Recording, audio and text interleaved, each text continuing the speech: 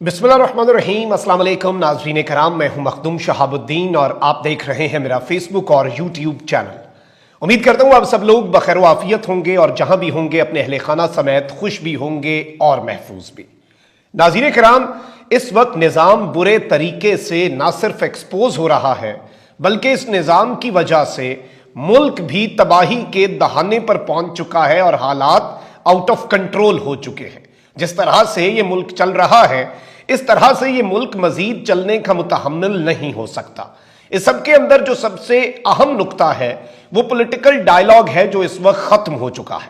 लेकिन अब इस सब के अंदर आज बरोज इतवार सबकी छुट्टी करवाने की जो खबर है वो मंजर आम पर आई है और इस्लामाबाद में यानी कि शहर इक़्तिदार में गैर मामूली नकलो हरकत के हवाले से कुछ चीजें हैं और ये गैर मामूली और अनप्रेसिडेंटेड है। और इस सब के अंदर क्या निजाम लपेटा जा सकता है और किस तरह की इस वक्त चीजें जो हैं वो पॉलिटिकल स्टेक होल्डर्स को और गवर्नमेंट को कम्युनिकेट की जा रही हैं, ये बड़ी इंपॉर्टेंट है। जबकि दूसरी जानिब मरियम नवाज शरीफ साहिबा के लिए आइंदा आने वाला हफ्ता जो कि कल से शुरू हो रहा है, सोमवार से, ये हफ्ता बड़ा सख्त होने जा रहा है और मरियम नवाज इसमें तौहीने अदालत की जद में आने जा रही हैं। इस हवाले से हमारे जराये हमें क्या बता रहे हैं ये भी आपके सामने रखना है।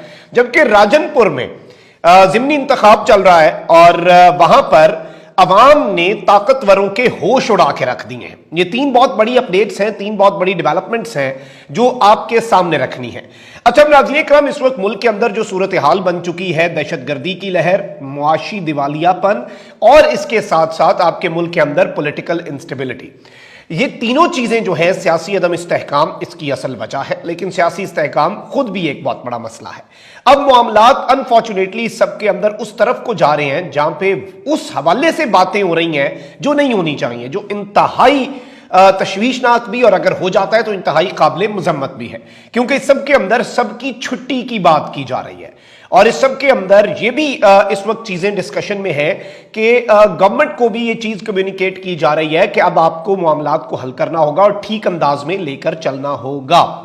कुछ दिन पहले आपको पता है कि कुछ सहाफी जो है ना, उन सहाफियों की दी गई खबर को उस हिसाब से एनालाइज करना चाहिए कि उनके सोर्सेज क्या हैं, उनके किसके साथ कैसे किस तरह के किस तर्ज के ताल्लुकात हैं।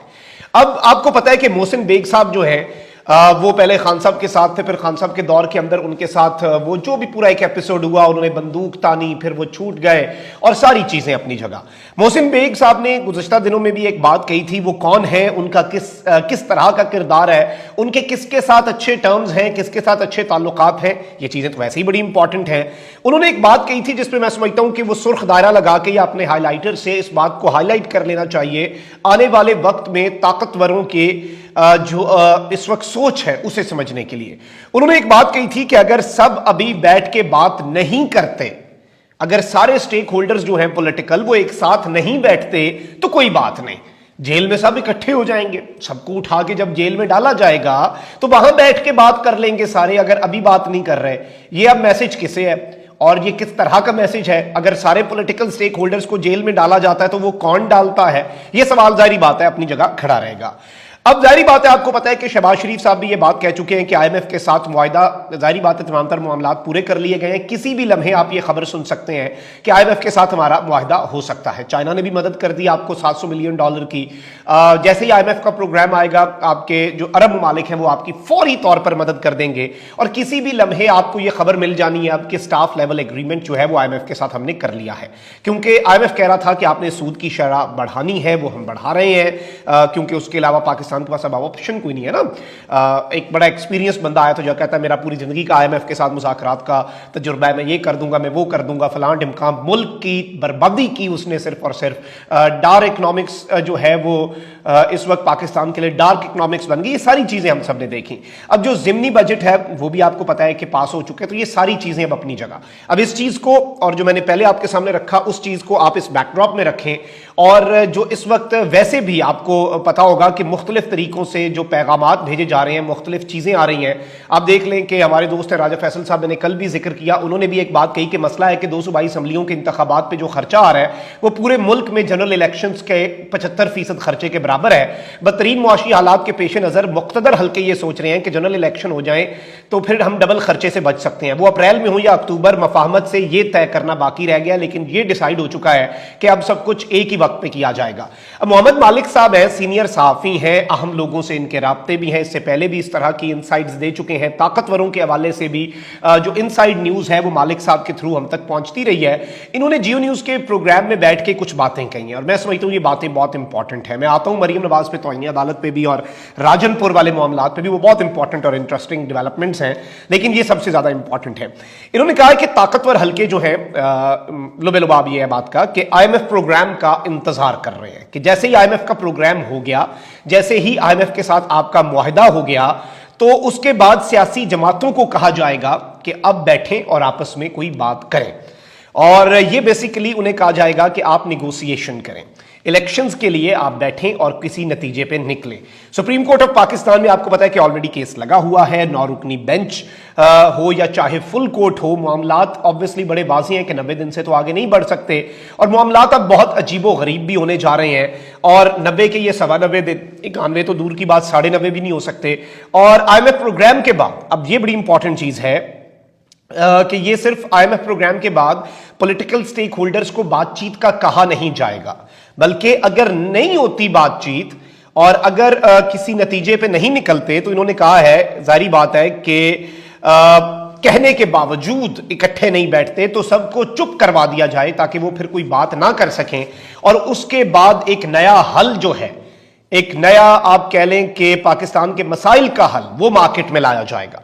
अब ये नाज़रीन किराम किस जानिब इशारा है? क्या ये नया हल जिसकी बात हो रही है, क्या ये नया हल पॉसिबल हो पाएगा? क्या ये मसाइल का हल है भी सही या नहीं है, या मजीद मसाइल को जन्म दे सकता है? चाहे वो हल जमहूरियत को के लपेटे जाने में हो, चाहे वो हल एक तवीलुल मुद्दती निगरान टेक्नोक्रेट सेटअप हो या कौमी हुकूमत हो या इस तरह की चीज़ें हों, लेकिन इस सब में एक चीज़ बड़ी वाज़ेह है कि अवाम कहाँ पर गई इस इक्वेशन में? वो तो जिद पकड़ के बैठी है, वरना पिछले 1 साल में क्या कुछ हो सकता था। लेकिन ये हवाएं जो हैं ये गवर्नमेंट के लिए बड़ी अलार्मिंग हो सकती हैं। लेकिन इसमें मैं जाती तौर पे समझता हूं कि अगर आप इस इंपोर्टेड हुकूमत का ज़ेन पढ़ लेना तो ये समझ रहे हैं कि इमरान खान से बेहतर तो यह है कि निज़ाम लपेट दिया जाए। एक तो हमें बयानिया मिल जाएगा, दूसरा खान से जान छूट जाएगी और शायद अगर निज़ाम लपेट दिया गया उसमें हमें कुछ बचत मिल जाए, खान ने तो बचत को नहीं करनी। अच्छा, अब इलेक्शंस जो हैं उनमें बार बार आपको पता है कि रोड़े भी अटकाए जा रहे हैं। 9 अप्रैल की डेट ऑलरेडी सदर दे चुके हैं, सबको पता है कि 90 दिन में इलेक्शंस होने हैं, उसके अलावा हल कोई नहीं है।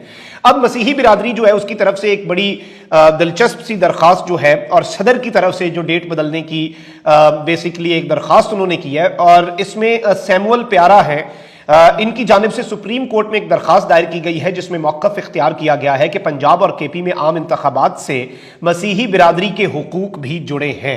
दरखास्त गुजार ने कहा कि सदर पाकिस्तान की दोनों सूबों में आम इंतखाबात की दी गई तारीख को तब्दील किया जाए।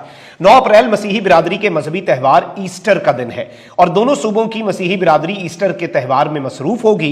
दरखास्त में इस्तदा की गई है कि 7 अप्रैल को गुड फ्राइडे का दिन भी मुकद्दस दिन है। दोनों सूबों में इसलिए 7 या 9 अप्रैल को आम इंतखाबात ना कराए जाएं। मसीहियों के हुकूक को मद्देनजर रखते हुए दरखास्त गुजार को अज खुद नोटिस में फरीक भी बनाया जाए, जो ऑलरेडी केस चल रहा है।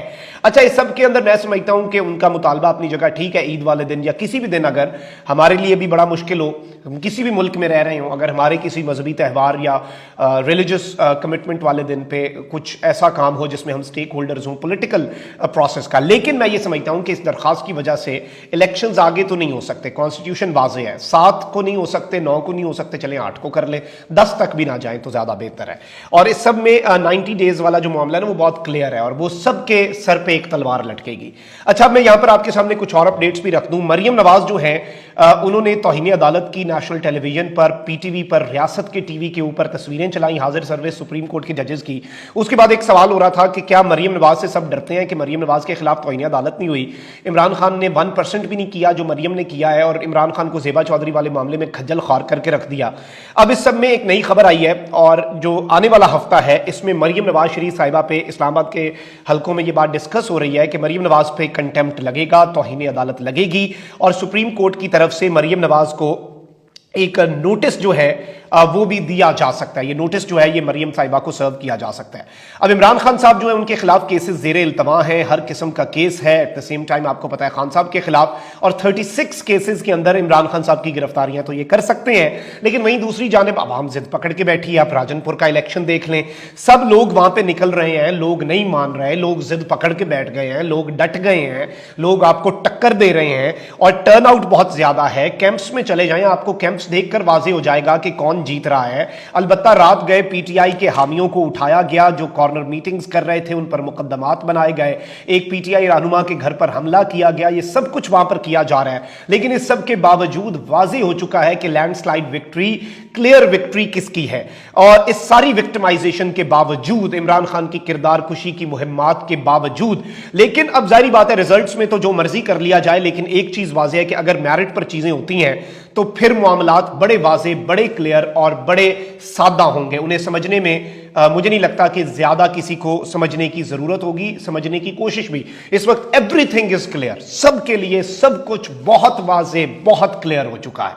तो let's hope for the best. लेकिन राजनपुर में एक बड़ी वेकअप कॉल दी है राजनपुर की आवाम ने, और एक ट्रेलर आम इंतखाबात का भी, और जो लोग विक्टिमाइज करके इलेक्शंस मैनेज करना चाहते हैं उन्हें भी ट्रेलर दिया गया है पाकिस्तान की आवाम की जानिब से। अपना बहुत ख्याल रखें। अल्लाह निगहबान। पाकिस्तान जिंदाबाद।